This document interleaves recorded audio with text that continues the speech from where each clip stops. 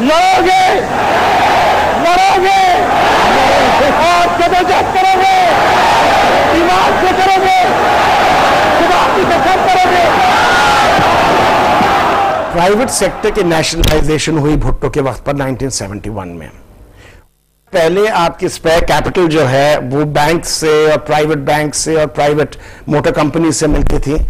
तो जब investment class change हुआ और यानी कि फिल्म की फाइनेंसिंग जो है ये स्पेयर कैपिटल जो है कॉटन जिनिंग, घी और ऐसे प्लांट्स के ओनर्स के पास चली गई, तो फिल्म में भी वो एक किस्म का धंधा जो था और जो एक वल्गैरिटी थी वो जाहिर हो गई। माशरे में, सोसाइटी में मिड 70 से ब्लैक मनी रोल होना शुरू हो गई थी और वो आहिस्ता आहिस्ता फिर फिल्म में आई। पाकिस्तानी जो माइग्रेशन, मैस माइग्रेशन भुट्टो के ज़माने में मिडल ईस्ट के मुल्कों में हुई, दुबई, अबू धाबी।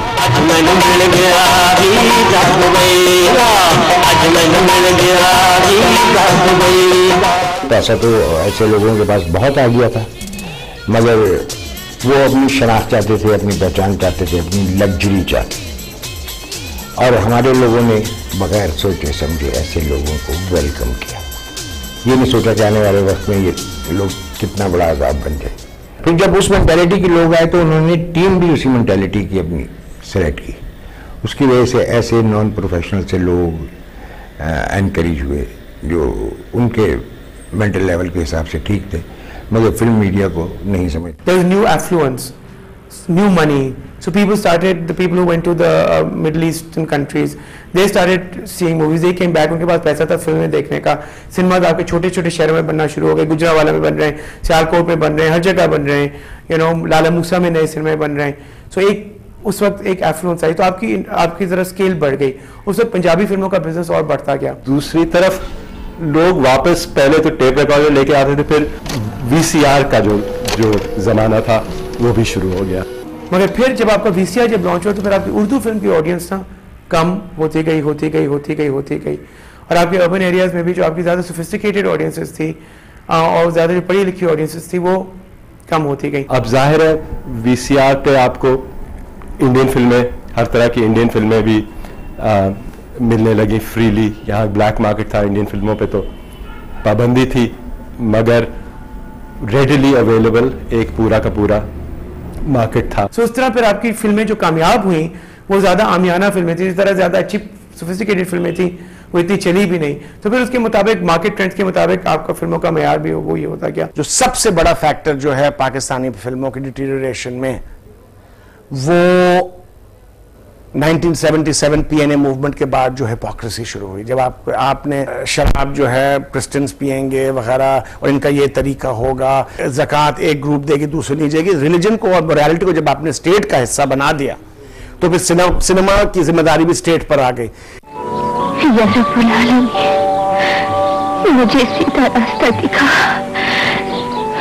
दूसरी बात यह है कि लाहौर में फिल्म इंडस्ट्री 1960s में फिर भी थ्राइव कर रहा था, लेट 60s में, लेकिन कराची में eastern film studios and all the studio, modern studios जो थे, they both began to lose staff. वो PTV कराची में चले गए और PTV कराची जो था ड्रामा और सोशली रेलेवेंट ड्रामा के तौर पर एक बहुत इंपॉर्टेंट स्टेशन इमर्ज हुआ।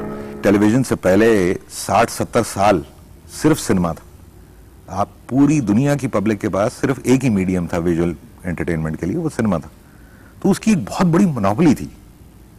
वो मोनोपोली टेलीविजन ने आके ब्रेक की, बट वो एक झटका तो बहुत बड़ा लगा, लेकिन सडनली पीपल रियलाइज्ड कि जो सिनेमा में चल रहा है वो टेलीविजन पे नहीं चल रहा। आहिस्ता आहिस्ता जब फिल्म इंडस्ट्री ने ऑडियंस जब खोनी शुरू कर दी, जब वो फिल्में नहीं बनती थी जो फैमिलीज वगैरह जाके देखती थी मिडिल क्लास, वो ऑडियंस ने टेलीविजन को, और उस जमाने में टेलीविजन 80s में 70s में टेलीविजन की जो सीरियल्स होती थी वो तो लोग सन्नाटा छा जाता था जब वो चलती थी।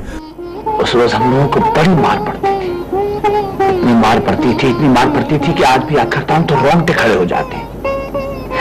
एक दिन क्या हुआ कि हमको चंदे में सिर्फ 11 आने मिले। उस रात तो मुझे इतनी मार पड़ी कि मेरी नाक से खून बहकर मेरी सारी कमीज लाल हो गई। बस उसी रात में यतीम खाने से भाग खड़ा हुआ। तो तुम अपनी माँ के पास नहीं गए? तो एक तरह से मैं नहीं कहूँगा कि टीवी ने फिल्म इंडस्ट्री को तबाह कर दिया, मैं ये कहूँगा कि फिल्म इंडस्ट्री ने अपने आप को तबाह कर रही थी तो टेलीविजन ने वो वैक्यूम एक तरह से फिल कर दिया। बाकी जो कमी थी तो सेंसर बोर्ड ने और ज़ियाउल हक साहब की हुकूमत ने यानी कि पाकिस्तानी फिल्म को यानी कि बिल्कुल चोक कर लिया। मुझे सिर्फ इस खला को पुर करने के लिए आना पड़ा है जो सियासतदानों ने पैदा किया, और मैंने ये चैलेंज सिर्फ इस्लाम के एक सिपाही की हैसियत से कबूल किया है। फिर जब मार्शल लॉ आया तो I think that was like the breaking point. What happened with martial law was कि आपकी बहुत सारी फिल्में ओवरनाइट फिल्म इंडस्ट्री को एक वो छाप लगी थी कि ये एक ऐसी इंडस्ट्री जिसको वॉच किया जाए, इसको कंट्रोल किया जाए। तो ज़ियाउल हक साहब ने एक कन्वेंशन बुलाई थी where he showed clips of films to a lot of people, and after that almost 200-300-400 films were banned. सबके सेंसर सर्टिफिकेट्स ले लिए गए थे। नए प्रोड्यूसर्स को फिल्में बनाने के लिए रजिस्टर करना शुरू किया गया, जो एक बहुत बड़ा वो प्रोसीजर था। बहुत सारी रेड टेपिज्म शुरू हो गई। उसी दौरान जब आपकी film industry almost standstill आ गई, 6-8 महीने तो कोई काम हुआ ही नहीं था, ऑलमोस्ट एक चलती हुई चीज़ बिल्कुल रोक दी गई। ये सिर्फ नहीं था कि सिर्फ परमिसिव या सेक्सुअल कंटेंट फिल्मों में से काट दिया जाए, वो भी हुआ, मगर थीमेटिकली भी फिल्मों में थोड़ी सी भी कोई रिस्क लेने वाली फिल्में जो होती थी, जिसमें थोड़ी सी कोई बात ऐसी होती थी, उसे भी काट दिया जाता था, क्योंकि सेंसर का कोड था कि फ्लैश रिवील नहीं कर सकते। तो उन्होंने वो जो कपड़े थे उनको एक तो स्किन कलर कर दिया, उनको और ज्यादा टाइट कर दिया, ताकि वो रूल्स को उन्होंने नहीं तोड़ा, वो कपड़े ही थे, मगर कपड़ों का हुलिया ऐसा कर दिया कि वो कपड़े ना पहनने से ज्यादा ऑब्सीन हो गई थी। देखिए, जिस किस्म की वल्गैरिटी आजकल आप पाकिस्तानी फिल्मों में देखते हैं, ये वल्गैरिटी जो है ये स्टेट कंट्रोल और स्टेट इंटरवेंशन का नतीजा है। ये कोई हमारी कौम या हमारी सोच का तरीका नहीं। और जब आप डिस्टॉर्शन क्रिएट करेंगे सिनेमा में, जब आप डिस्टॉर्ट करेंगे इंटरवेंशन के साथ, तो इसी किस्म के लोग जो हैं और इसी किस्म की वल्गैरिटी जो है वो सामने आए। जब लैंग्वेज राइट्स हुए थे मिड 70s में, तो उस वक्त की पीपल्स पार्टी गवर्नमेंट ने कराची और लाहौर और हैदराबाद में उर्दू और सिंधी के जो लैंग्वेज राइट्स थे उसमें बाकायदगी से उन्होंने यानी कि ब्लू फिल्में लगाई, जिनको टोटे कहा जाता था, ताकि ऑडियंस के राइटर जो है डिस्ट्रैक्ट होकर सिनेमा में जाकर बैठे। एक तरह से फिल्म इंडस्ट्री का जो जवाल जहाँ से शुरू होता है, मैं हमेशा उसे सोचता हूँ कि ये एक फिल्म थी आईना, जिसमें फैमिलीज लाखों की तादाद में आते थे, जिसमें टिकटें नहीं मिलती थी, हाउसफुल साइन। उसके बाद से ऐसी कोई फिल्म कभी आई नहीं है।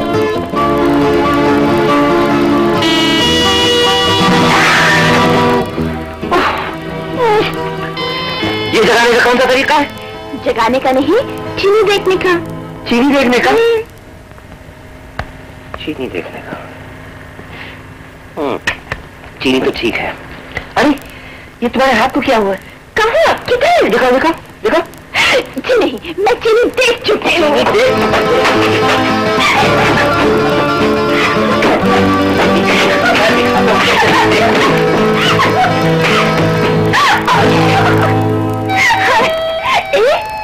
ये सब घर में नहीं, फिल्मों में होता है। जाओ जाओ ना देखते। किसी फिल्म को अच्छा या बुरा कहने का राइट हमारे पास नहीं है, पब्लिक के पास है। अगर पब्लिक देखेगी तो फिल्म अच्छी है, पब्लिक नहीं देखेगी तो फिल्म अच्छी है। इसमें बाज़ का पब्लिक का रवैया जो है वो बड़ी एक अजीब सूरत हाल पैदा कर देता है। बाज़ का पब्लिक एक बहुत बुरी फिल्म को जो है ना अप्रिशिएट कर देती है। बुरी तो आप कह रहे हैं ना, पब्लिक को तो अच्छी लगी। मैं पब्लिक के रवैये की बात कर रहा हूँ। वो उस वक्त का पब्लिक का रवैया जो है ना फिर आपको बुरी फिल्में बनाने में मजबूर करता है। आप ये जानते हुए बुरी फिल्म बनाते हैं कि नहीं यार ये चली है, पब्लिक किस तरह का देखना चाहती है। पब्लिक का रुख मोड़ने वाले लोग जो है ना वो पीछे हट गए।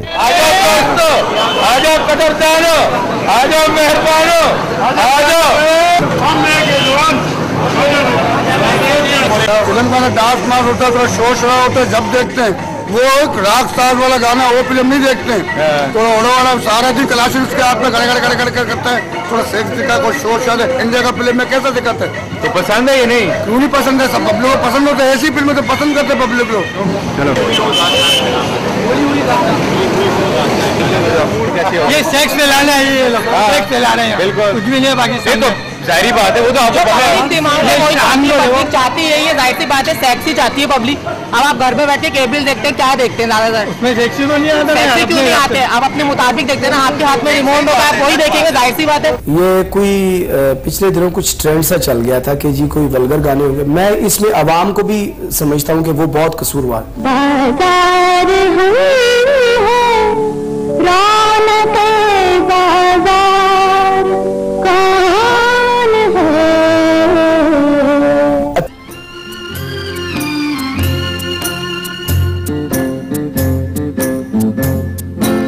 ऐ दिल किसी की याद में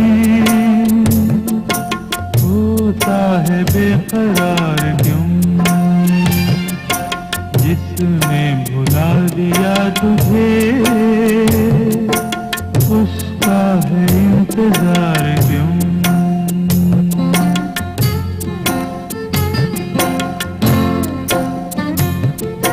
वो ना मिलेगा अब तुझे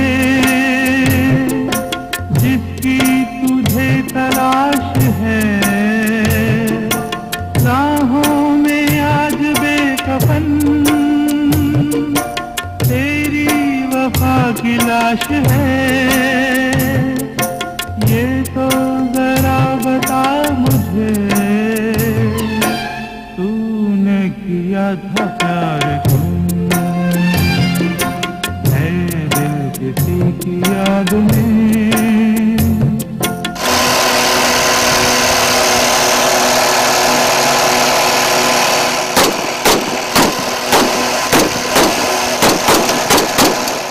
आज हमारा गुंडिये हम आप लोगों का क्या रोल?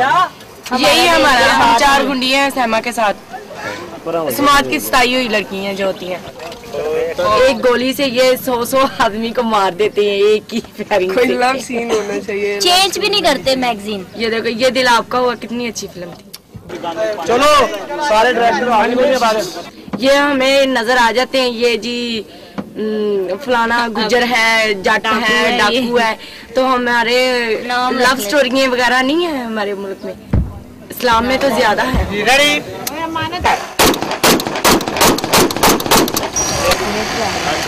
पब्लिक बहुत गंदी है। जब शूटिंग करने जाते हैं तो ये समझते हैं कि ये आवारा सी गंदी सी लड़की है। क्या नाम क्या देते हैं? बोल दें। गश्ती है वगैरह वगैरह। क्या पास से गुजरते ना गाड़ी में से तो कहते हैं ये देखो ये गश्ती है। तो आते भी ये देखने के लिए इतनी दूर से, ये पैदल इतनी गर्मी में इस फील्ड को अच्छा भी नहीं समझते, अच्छा भी नहीं और इतनी धूप में ये कैसे खड़े हैं, जैसे इन्हें सजा नहीं मिली होती। अगर हमारे पीछे भी किसी अच्छे इंसान का हाथ हो, सिफारिश हो, पैसा हो काफी सारा, तो हमें भी शायद नहीं, यकीनन, क्योंकि ये माशरा जो है ना रिश्वत मांगता है, सिफारिश मांगता है हमारा पाकिस्तान, इसीलिए तो ये मार खा जाता है।